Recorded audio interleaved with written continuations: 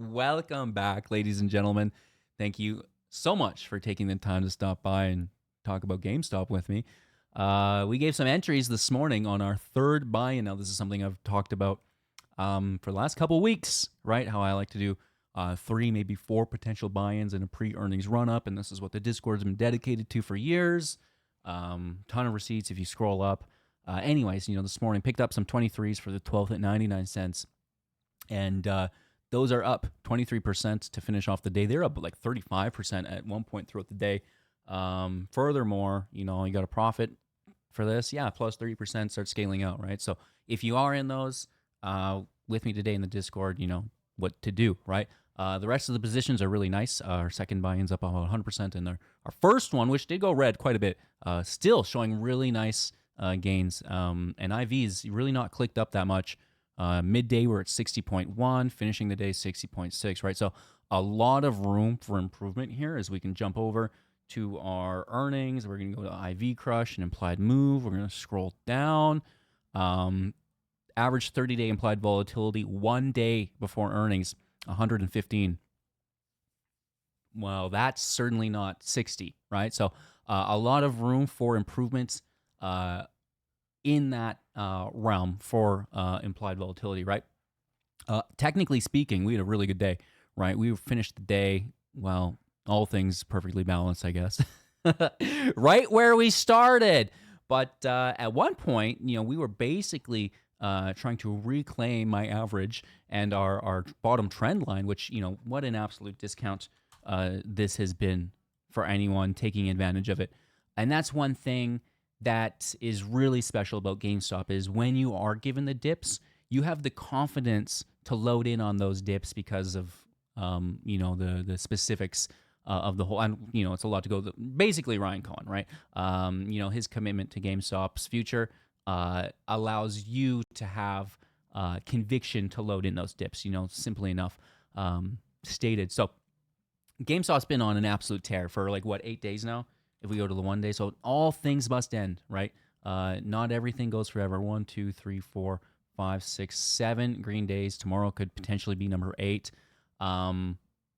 However, we are reclaiming the 1 day 50, which is really quite a big deal. Or I guess the 4 hour 200 as well, right? Those basically sync up here, as you'll see. So we have that reversal signal, which we love. And then, we have to pair that with the key level breakout, which is the 200, and we're holding it. So far, so good. It doesn't mean, this is it.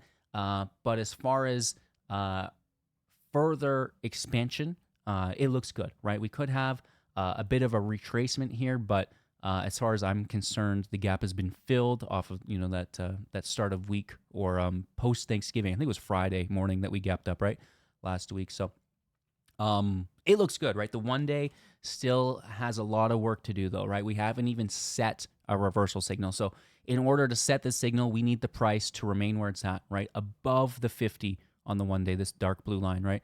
And the longer we can stay above this and the further above it we can stay, the faster that this reversal will set, just like we looked at on the 4 hours here, right? Where the teal and the navy blue are reversing, right? We want that with a key level breakout, just like we had it on the 4 hour. And we had that again on the 1 hour and then the 15-minute chart as well as we roll them out. But there's still a lot of work to do here. However, that goes to show that there is a high potential ceiling. Now, obviously, we are going to be looking for hard rejection off of the 200, like we seen off that White House tweet, right? We had the Ryan race car tweet where they're going to play Mario Kart. Then we had the White House Halo situation, which was so strange. But here we are.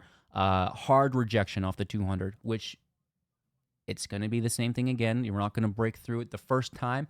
We might break, retrace, maybe get it on the second or third attempt. Sure. We may not get it. We're going to have to watch the broader market, to kind of get an insight track on that. And it's been crazy indecisive, right? We are just holding that 50, whatever time frame, this downtrend, right? We, tested it, tried to reclaim it, couldn't, broke down, tried to reclaim, and we're just snaking back and forth with some whiplash here along that downtrend, right? While the market decides on which way it wants to go, right? So if we can get a confirmed breakout of this downtrend, I think that looks really good for us. Not only challenging the 200 on GameStop on the 1 day, but potentially breaking through it for more as well. And if you can get the reversal signal, if you can pair that with the key level, then we do look at for one of these extended runs, and maybe we do get warrants or a bond, or maybe an at the I don't know, right? But we'll get something, I'm sure, post run. However, we got to take it day by day, right? So that's basically that. The power packs has been a massive hit. We had the lunar power packs come out. Someone pulled the Gengar, which was absolutely obscene. I may have just auto scrolled past it. We'll go to hot, but you can see how popular this power packs Reddit is. Like, this is 1 day, and there's so many lunar packs pulled here. It's absolutely insane. We'll just go to hot, and I'm sure it'll be fairly high. Like, look at this. Oh, man.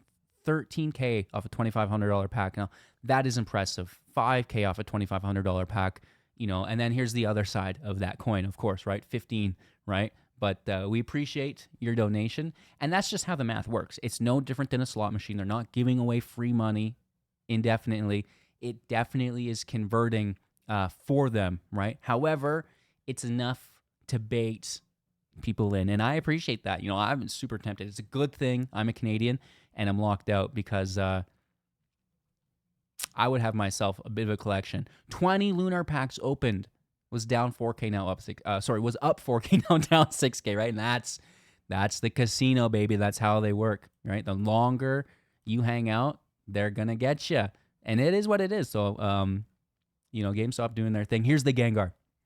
This is the one. And could you imagine that this is like a $34,000 card? I certainly can't. And I grew up playing Pokemon. Like, that is ludicrous. They ended up selling it for about 28, and GameStop made the post about them, right? Which is, they got 28 after fees, 30 from the payout, and then you got to subtract your fees or whatever, right? So they get the story here if you're interested in that. The whole community kind of talking about it. Dang, that is insane. There's some big pulls, and again, you can see that just on PSA Power Packs if you're interested. We're not going to spend too much time here. I get lost in there. IV still climbing. It's down. Our calls are really good. I think we talked about that. So you can start scaling out on these. I'm going to say it over and over again, that you want to lock the profits, reduce your risk, and just hold runners through the call, if at all. We see the warrants trading quite nicely today, right? They're up to about $4. They've been on a tear, just like GameStop has been, right, for the last week. And, we'd expect this to continue, right, which is really nice.